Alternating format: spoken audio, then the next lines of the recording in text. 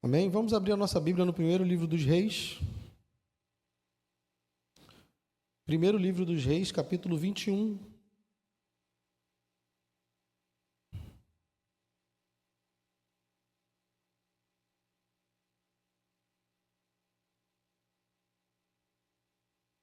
Primeiro livro dos Reis, capítulo 21. Vamos inicialmente ler a partir do verso 17. Continuando aí a nossa série sobre a vida de Elias, sobre o ministério de Elias, sua luta contra o culto de Baal, Acabe e Jezabel. Primeiro livro dos Reis, capítulo 21, a partir do verso 17. Diz assim: Então a palavra do Senhor veio a Elias, o tesbita, dizendo: Levante-se, vá encontrar-se com Acabe, rei de Israel, que mora em Samaria. Eis que ele está na vinha de Nabote, aonde foi para tomar posse dela. Fale com ele, dizendo: Assim diz o Senhor: Você matou e ainda por cima tomou a herança? Fale também o seguinte: Assim diz o Senhor: No mesmo lugar onde os cães lamberam o sangue de Nabote, cães lamberão o seu sangue, sim, o seu sangue.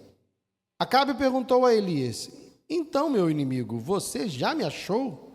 Elias respondeu: Achei sim, porque você já se vendeu para fazer o que é mal aos olhos do Senhor.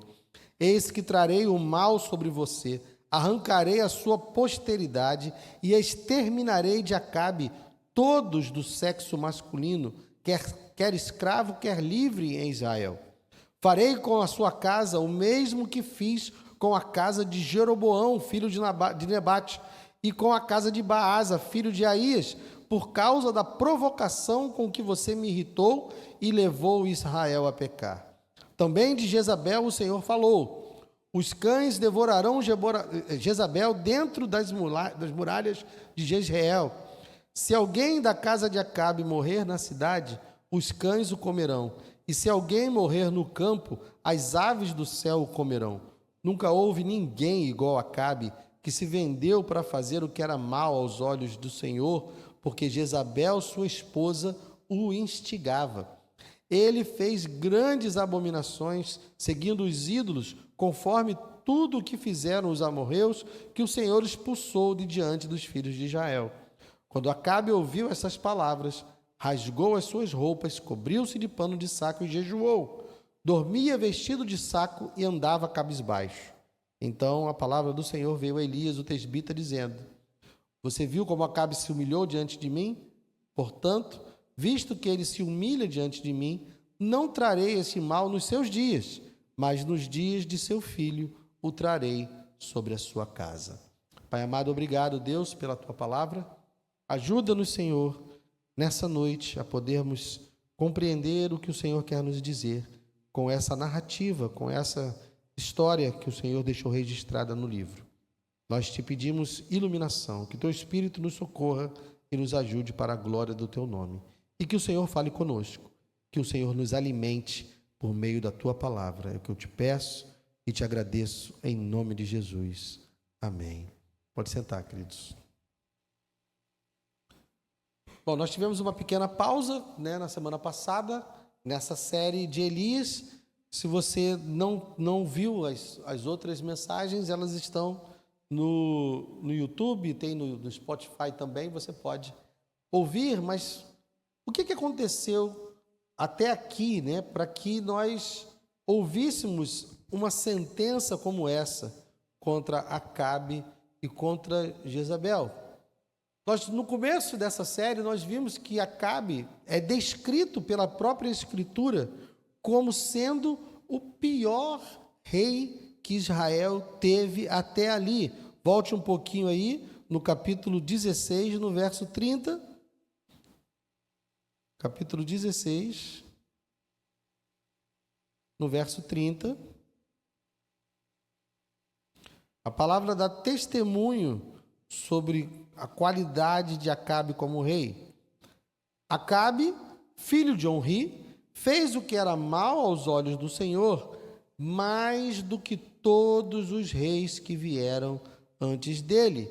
E ele fez isso, e ele é descrito dessa forma, porque além dele incorrer nos mesmos pecados de Jeroboão, que é a referência de mal para o reino do norte, né? Jeroboão foi o primeiro rei do reino do norte, Israel, e ele instituiu a idolatria aos bezerros, colocando um em Betel e o outro em Dan, e instituiu ali idolatria aos bezerros de ouro. Só que Acabe vai além, e além de ele de manter essa idolatria, ele institui o culto a Baal em Israel, porque ele se casa com Jezabel. Jezabel, que é uma princesa dos sidônios, dos pagãos, dos povos que estavam ao redor ali de Israel. Então, introduz o culto a Baal. Então, por conta dessa introdução do culto a um outro Deus em Israel, o Senhor levanta Elias. E nós já vimos, né, o seu chamado, quando ele traz a sua palavra de seca, e a seca durante 3 anos e meio em Israel, depois o seu enfrentamento com os profetas no Monte Carmelo, e também vimos a sua fase ruim, né, onde ele se esconde no Monte Horebe e fica amedrontado diante das ameaças de Jezabel. Elias, terminamos então na última mensagem falando, né, que não há grandes homens de Deus. O título da última mensagem foi esse: não há grandes homens de Deus. O que há é um Deus grande, que age por meio de homens e mulheres como nós. E é assim que nós chamamos essa série, porque é assim que Elias é descrito. Elias, um homem semelhante a nós. Então, Elias terminou, na última mensagem, ele estava amedrontado. Ele deixou de se mover pela palavra do Senhor e passou a se mover por conta do seu medo, para se proteger. E Deus trata dele lá no Monte Horebe, mas ele continua insistindo em se lamentar, como se ele fosse o único fiel, o único que sobrou. Eu sou o único que é fiel. Então, Deus determina que ele faça algumas tarefas e unja um sucessor. Volte aí para o capítulo 19. Nós estávamos no 21, né? Vamos para o 19, o final do capítulo 19. E Deus dá ordens para Elias. Verso 15, a partir do verso 15. 19, 15. Então o Senhor disse a Elias: volte ao seu caminho para o deserto de Damasco. Chegando lá, unja Azael como rei da Síria, unja também Jeú, filho de Ninzi, como rei de Israel, e Eliseu, filho de Safate, de Abel-Meolá, como profeta em seu lugar. Quem escapar à espada de Azael, Jeú o matará. Quem escapar à espada de Jeú, Eliseu o matará. Também conservei em Israel 7.000, todos os joelhos que não se dobraram a Baal e toda a boca que não o beijou. Então Deus termina o capítulo 19, termina aquele momento em que Elias está escondido, amedrontado lá no Monte Horebe, se lamentando. Deus termina dizendo para ele o seguinte: olha, então você vai fazer essas tarefas. Deus diz a ele: vai ungir Azael como rei da Síria, vai ungir Jeú como rei de Israel, e vai encontrar um substituto para você. Deus está dizendo que vai continuar agindo, apesar de Elias. Elias não era o único, Elias não era o único meio de Deus agir. Então Deus diz para Elias fazer essas tarefas, só que Elias não faz isso. Elias apenas termina ungindo, chamando Eliseu, mas ele não vai ungir Azael como rei da Síria e não vai ungir Jeú como rei de Israel. Então ele termina esse capítulo 19 com suas tarefas incompletas, sem ter feito tudo que o Senhor tinha mandado ele fazer. Mas percebam que aqui, nesse final do capítulo 19, nós já temos a primeira sentença de morte declarada contra Acabe. Porque Deus disse que quem escapasse à espada de Azael, não seria morto por Jeú, quem escapasse da espada de Jeú seria morto por Eliseu. Então aqui já estava decretado pelo Senhor a morte de Acabe, a morte de Jezabel e a morte de todos aqueles que adoraram a Baal. Deus já estava dizendo para Elias, olha, você acha que é o único? Eu estou dizendo, eu vou agir por meio deles. Inclusive esse rei da Síria será instrumento meu. Então, faça o que eu estou mandando, mas ele acaba não fazendo. O capítulo 20, que nós não vamos meditar nele, porque Elias não está presente no capítulo 20. Por que Elias não está presente no capítulo 20? Porque o Senhor está mostrando para nós que ele está agindo por meio de outros profetas. Elias não era o único profeta. Então, se você ler na sua casa, o trabalho de casa de vocês agora vai ser ler o capítulo 20 do primeiro livro dos Reis, porque vocês vão ver Deus agindo por meio de um profeta que não tem nem mesmo o seu nome citado. Mas havia profetas. O que Deus disse para Elias? Olha, tem 7.000 lá. Você fica dizendo que só tem você, mas tem 7.000 lá. E eles estão ainda fiéis a mim, e eles vão fazer o que eu mando. Então, o capítulo 20 é justamente para mostrar que Deus continua agindo em Israel, mesmo sem Elias. Nenhum de nós é imprescindível para a obra de Deus. Nenhum de nós é insubstituível. Nós temos que dar graças a Deus se Ele nos usa para algo, porque Ele não precisa de nós para nada. Então, se nós nos colocamos à disposição de Deus para realizar a vontade dEle no que quer que seja, nós é que somos os privilegiados. E Deus está mostrando isso, que Ele não precisa de Elias.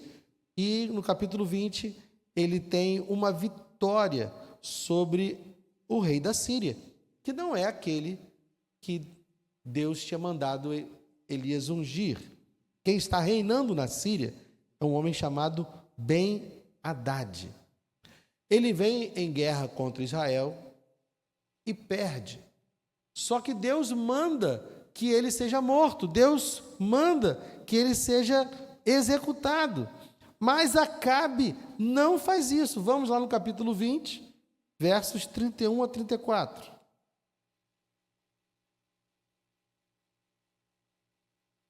Esse rei que está reinando sobre a Síria vem contra Israel.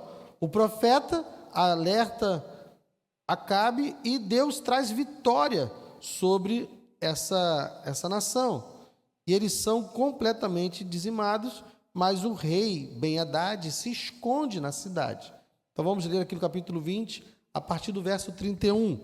O rei, ele está escondido na cidade, tá, gente? O cenário é esse.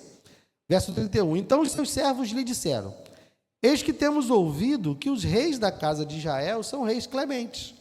Por isso, ponhamos panos de saco sobre os lombos e cordas ao redor da cabeça e vamos até o rei de Israel.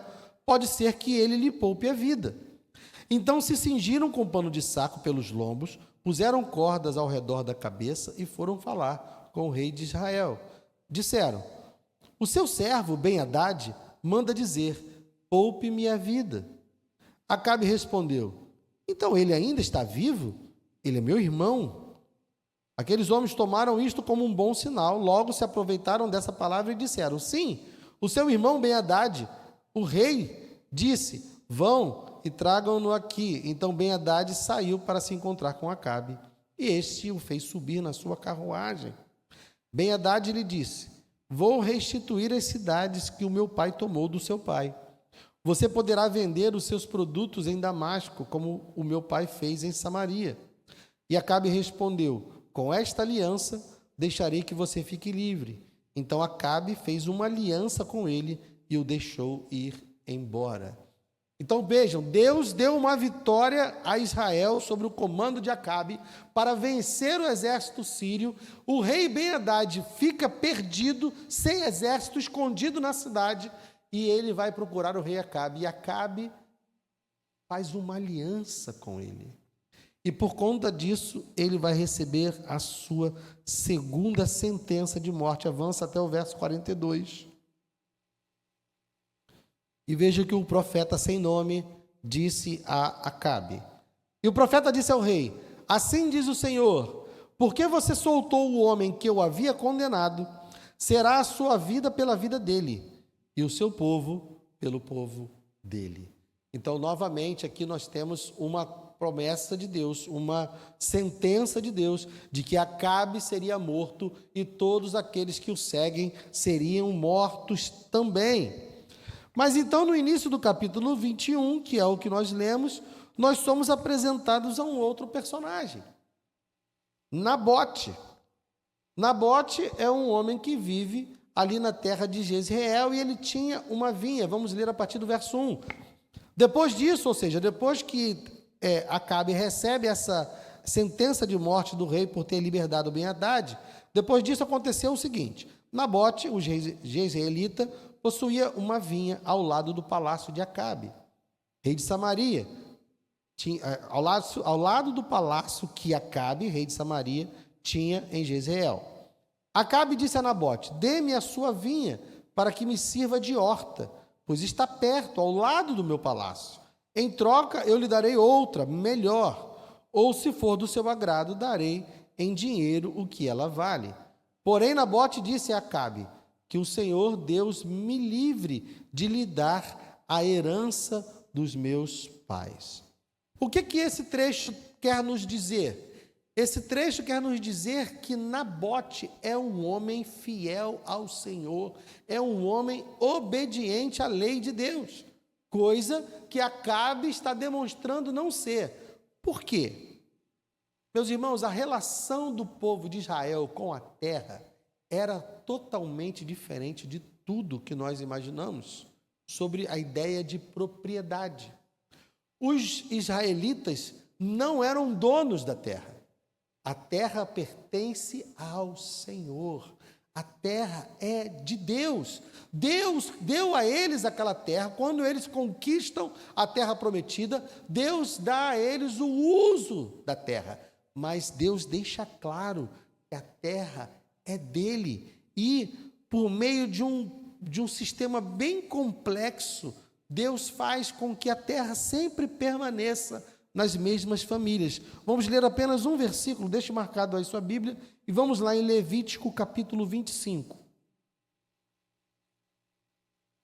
Levítico capítulo 25, verso 23.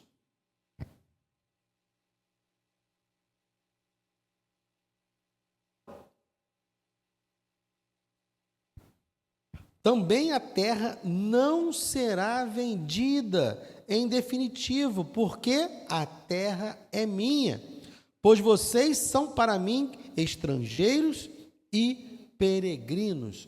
Então, esse é só um versículo. Se você tiver curiosidade, depois leia em casa o livro de Levítico, para ver como Deus tratava a ideia da terra. Então, o que nós temos aqui é um confronto de um rei que não respeita a lei com um servo que respeita a lei. E o Nabote diz o que para ele? Que Deus me livre de lhe dar a herança dos meus pais. Ele sabia, ele tinha temor, mas Acabe queria passar por cima da lei para poder atender seus caprichos. Ele é um homem que está tão disposto a atender às suas próprias necessidades, e isso já é demonstrado ao longo do seu reinado, que ele não está nem um pouco preocupado em passar por cima da lei. Então, a reação dele, verso 4, então Acabe voltou para casa aborrecido e indignado com o que Nabote, o jezreelita, lhe havia falado, quando disse: não lhe darei a herança de meus pais. E se deitou na cama, voltou o rosto para a parede e não quis comer. Igual criança, né? Ele foi contrariado, deitou na cama e ficou: estou de mal, estou chateado, não quero comer. Mas não foi a mãe dele que chegou, mas foi a sua esposa, Jezabel. O que foi, meu queridinho? Está aqui o verso 5. Porém, Jezabel, esposa, foi falar com ele e perguntou: que é isso que você tem? Por que está assim aborrecido e não quer comer nada? Acabe respondeu: é porque falei com Nabote, o jezreelita, e ele disse, dê-me sua vinha por dinheiro, ou se preferir, lhe darei outra em troca. Porém, ele disse: não lhe darei a minha vinha. Então Jezabel, sua esposa, lhe disse: você está governando Israel ou não? E aqui a gente já vê qual é a índole de Jezabel. Jezabel era uma princesa de um país pagão. Lá, os reis não eram representantes de um Deus bom, como os reis de Israel deveriam ser. Na cabeça de Jezabel, você ser rei é você tomar o que você quer. Você ser rei é você ser soberano sobre todos e ter o que você quer, sempre que você quiser. É essa a ideia de governar que Jezabel tem. Então ela provoca ele, né? Como a palavra diz, ela instiga ele e diz: você está governando Israel ou não? Levante-se, venha comer e alegre o seu coração. Eu lhe darei a vinha de Nabote, o jezreelita. Então agora nós temos Jezabel entrando em ação. Jezabel quer dar para Acabe a vinha de Nabote. Então o que ela faz? A partir do verso 8. Então Jezabel escreveu cartas em nome de Acabe, selou-as com o sinete dele e as enviou aos anciãos e aos nobres que moravam com Nabote na cidade dele. E nas cartas ela escreveu o seguinte: anunciem um dia de jejum e tragam Nabote para a frente do povo. Ponham sentados na frente dele 2 homens malignos que testemunhem contra ele, dizendo: você blasfemou contra Deus e contra o rei. Depois, levem-no para fora e o apedrejem para que morra. Os homens daquela cidade, os anciãos e os nobres que moravam com Nabote, fizeram o que Jezabel lhes ordenou, segundo estava escrito nas cartas que lhes havia mandado. Anunciaram um dia de jejum e deram a Nabote um lugar de destaque na frente do povo. Então vieram 2 homens malignos, sentaram-se na frente dele e testemunharam contra ele, contra Nabote, diante do povo, dizendo: Nabote blasfemou contra Deus e contra o rei. E o levaram para fora da cidade e o apedrejaram e ele morreu. O que Jezabel faz aqui? Jezabel, ela manda anunciar um jejum e colocar ele em destaque. Por quê? Porque ao anunciar um jejum, o que ela está comunicando ao povo daquela cidade, daquela localidade, é que algo grave havia acontecido. Alguém havia cometido algo grave contra o Senhor, e então vamos conclamar um jejum de arrependimento para que Deus possa nos perdoar, para que Deus possa fazer as pazes conosco. Só que ela arma para que 2 homens apontem para Nabote e digam que ele era o problema. Então, ela está usando a lei, ela está usando, inclusive, a ideia de 2 testemunhas, e nós não vamos abrir por causa do tempo, mas se você quiser anotar, em Deuteronômio, capítulo 19, verso 15, há um mandamento de que há necessidade de 2 testemunhas ou mais, que ninguém seria condenado pelo testemunho de apenas uma testemunha. Então Jezabel, conhecendo a lei de Israel, ela faz com que sejam levantadas 2 testemunhas para que ele seja condenado. Então, nós temos um rei que ignora as leis de Deus para obter o que quer, e nós temos uma rainha que manipula as leis de Deus para obter o que quer. Então nós temos 2 péssimos exemplos agindo aqui. Então no verso 14, então mandaram dizer a Jezabel: Nabote foi apedrejado e morreu. Então ela vai dar a notícia para Acabe: Acabe, pode ir lá tomar posse da vinha de Nabote que você queria. Por que ele pode tomar posse? Nesse texto aqui nós não temos escrito, porque se Nabote morre, ele deveria ter herdeiros. Essa terra deveria ser recebida como herança. Da mesma forma que ele diz que não ia abrir mão da herança dos seus pais, então essa terra teria que passar por herança. Mas se você avançar um pouquinho, vamos lá. Segundo livro dos Reis, capítulo 9.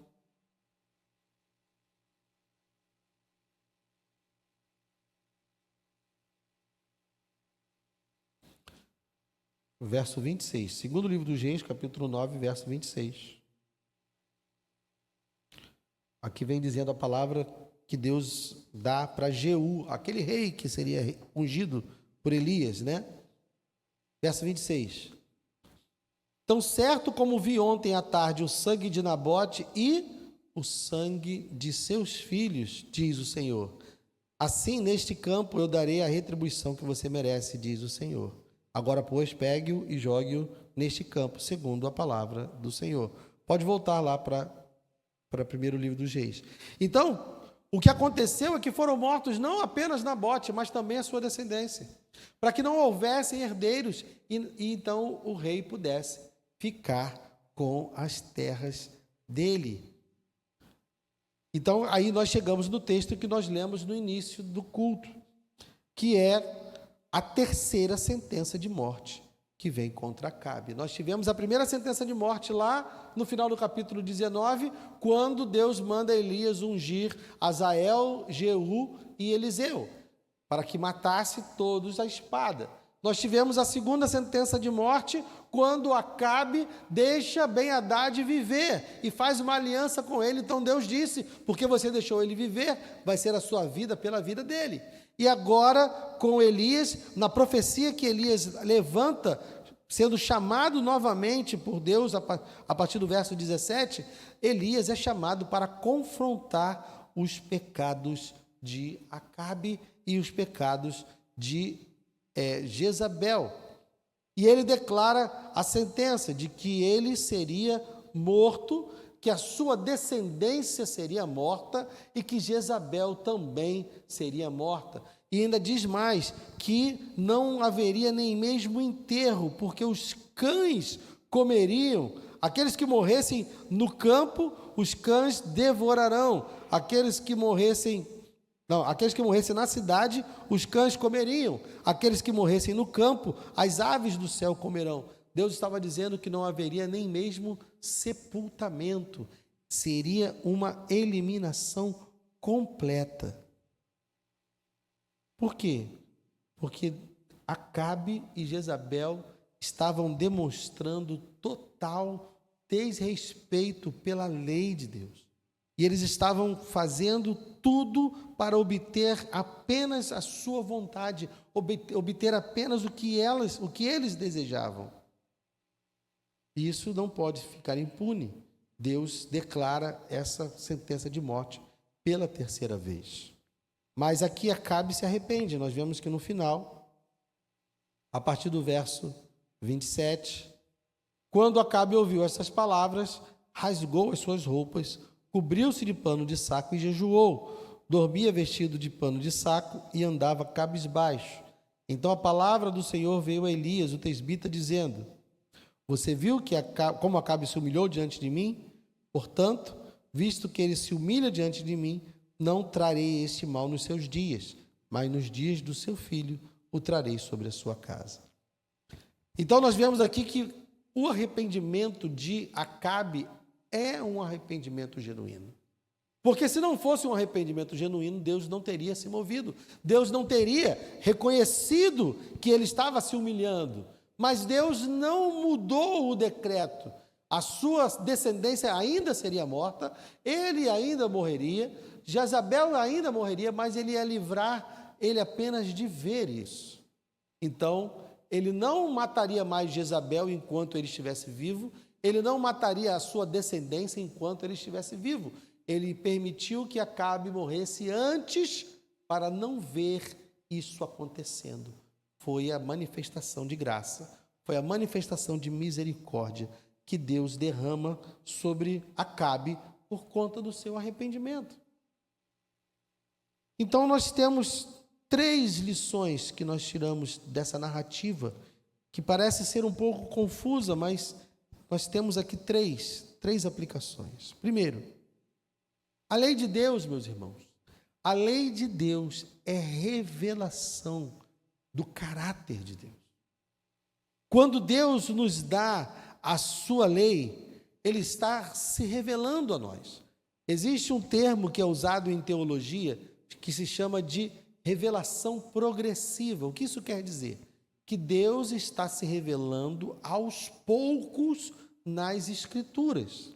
Então, se você perceber, no primeiro livro, Gênesis, o nome de Deus não é mencionado. Ele só vai revelar o seu nome para Moisés, no segundo livro.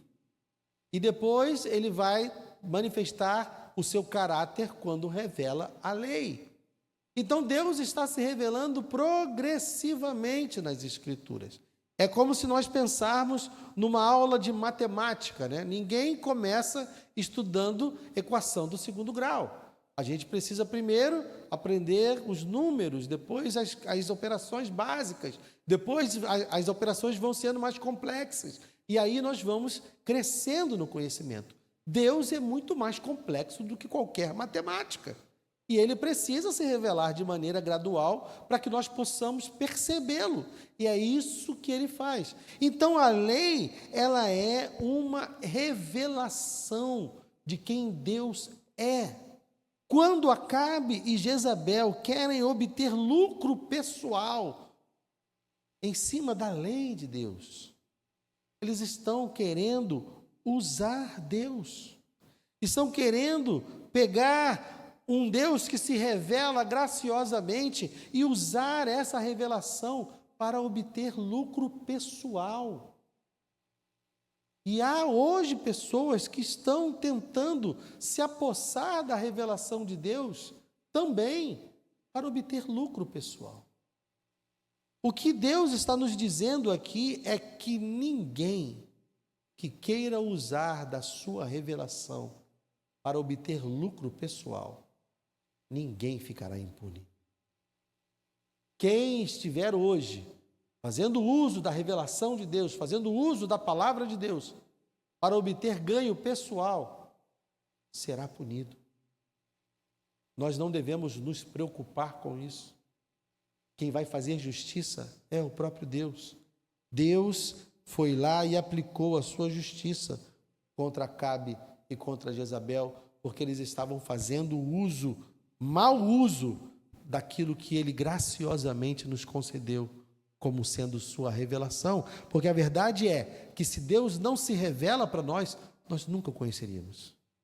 Nós estaríamos vivendo nesse mundo completamente perdidos, como formigas em um formigueiro, que não fazem noção do que acontece ao seu redor. Nós só sabemos de onde viemos e para onde vamos, e quem nos criou, qual o nosso propósito. Tudo isso só sabemos porque Ele nos contou. Então a revelação dele nunca pode ser usada de maneira leviana, nunca pode ser usada para obter ganho pessoal. Segunda coisa,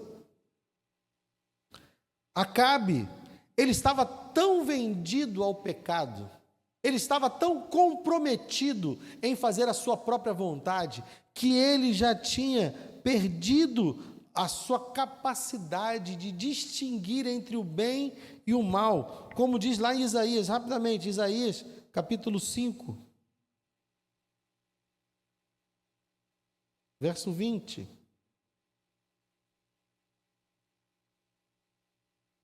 Isaías, capítulo 5, verso 20. Ai dos que chamam ao mal, ai dos que ao mal chamam bem, e ao bem chamam mal, que fazem das trevas luz, e da luz fazem trevas, que mudam o amargo em doce, e o doce mudam em amargo. O que Acabe havia feito? Acabe usou de misericórdia com aquele que Deus havia condenado. Bel-Hadad, o rei da Síria. Ele usa de misericórdia com alguém que ele deveria agir com hostilidade, porque o próprio Deus havia determinado. Mas quando chega na hora de proteger quem ele deveria proteger, que é um súdito seu, que é um homem fiel à lei, que é um homem fiel ao Senhor, ele mata e rouba a sua herança. Então, Acabe já estava vivendo como aquele que transforma o mal em bem e o bem em mal. Ele estava completamente comprometido com o pecado. Ele já era alguém que não distinguia entre o bem e o mal. e estava abençoando quem deveria ser amaldiçoado e estava matando quem deveria ser protegido. Nós precisamos tomar cuidado para não incorrermos e não nos aprofundarmos tanto que acabemos perdendo a noção do que é certo e do que é errado, porque senão outras consequências também vêm. Nós não podemos perder o conhecimento do que é bom e do que é mal. Precisamos aprender de Deus, ouvir de Deus, obedecer a Deus, porque fazer a vontade de Deus é o bem, desobedecê-lo é o mal. Mas mesmo assim temos a terceira lição. Mesmo Acabe estando tão vendido ao pecado, quando foi confrontado com a sentença de Deus, ele se arrependeu. E o que isso nos comunica, meus irmãos e minhas irmãs? Que ninguém vai tão longe que não possa ser alcançado pela graça de Deus. Acabe estava completamente comprometido com o pecado. Acabe fez o que era mal aos olhos do Senhor e não houve um rei tão mal quanto ele até aquele momento. Ele era o rei que mais ofendeu a Deus. Ele recebeu 3 sentenças de morte de Deus. Na primeira ele não se emocionou, na segunda ele não se emocionou. Mas quando ele recebeu a terceira sentença de morte, a ficha caiu. E ele pensou, e agora? Estou perdido. E ele se arrepende, ele se humilha diante do Senhor. E Deus, o Senhor, manifesta graça em relação a ele, diz: não farei esse mal com ele vivo, farei isso a partir do seu filho. Nós podemos sempre contar com a graça de Deus. Nós nunca estaremos tão longe que não possamos ser alcançados pela graça de Deus.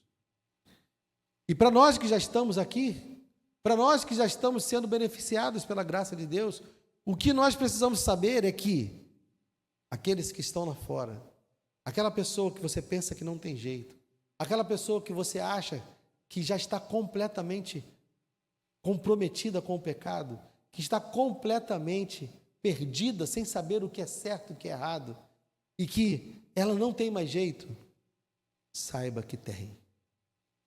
Na medida que nós anunciarmos a palavra de Deus, na medida em que nós, como o profeta Elias, anunciarmos aquilo que Deus está falando, que Deus está salvando agora, mas que haverá o dia em que não haverá mais tempo, haverá o dia em que todos serão julgados, e aqueles que não estiverem em Cristo Jesus levarão sobre si o castigo dos seus próprios pecados. Há tempo para que qualquer um se arrependa. Há tempo para que qualquer um possa ter sobre si a graça de Deus. Não há ninguém que esteja fora do alcance da graça de Deus. Se Acabe recebeu graça por ter reconhecido e se humilhado, qualquer um de nós, qualquer um daqueles que está lá fora, qualquer um daqueles que você conhece, qualquer um daqueles que convive da sua vizinhança, do seu trabalho, qualquer um deles, se arrependerem, se humilharem diante do Senhor, receberão graça e poderão ter os seus pecados perdoados. Não desista, nunca desista de pregar o Evangelho. Vamos orar. Pai amado, obrigado, Senhor. Obrigado por esse amor tão profundo, por esse amor tão comprometido, que providenciou um meio para que todo pecado fosse perdoado. No sangue do teu Filho, há provisão para os pecados do mundo inteiro. É o que a tua palavra diz. Na obra realizada na cruz, todos podem encontrar refúgio. Não há ninguém que esteja tão longe. Quantos Acabes ainda vivem nesse planeta? mas que o Senhor nos envie a eles como Elias, para anunciarmos a tua palavra, para anunciarmos o teu juízo, mas com a intenção de ganhá-los, para que eles possam se arrepender, para que eles possam se humilhar e se apresentar diante de ti. Deus, estamos hoje diante da tua mesa, diante da mesa que o Senhor instituiu como um memorial para a obra que o Senhor realizou a nosso favor, em nosso favor na cruz. Estamos reunidos, ó Deus, diante da mesa, mesa na qual nós não somos dignos de nos assentar, mesa que o Senhor nos convidou mesmo assim. E o Senhor entrou na nossa história, mudou o nosso coração, nos deu a fé, nos arrependemos dos nossos pecados e hoje podemos nos assentar à mesa contigo, não porque temos méritos, mas porque confiamos nos méritos de Cristo. Da mesma forma, Senhor, todos os acabes desse mundo, se arrependerem, se voltarem para ti, eles também terão lugar à mesa. Não porque são bons, mas porque confiam na obra do teu Filho realizada na cruz. Obrigado, Senhor. Louvamos e te agradecemos. Os irmãos que vão nos ajudar, podem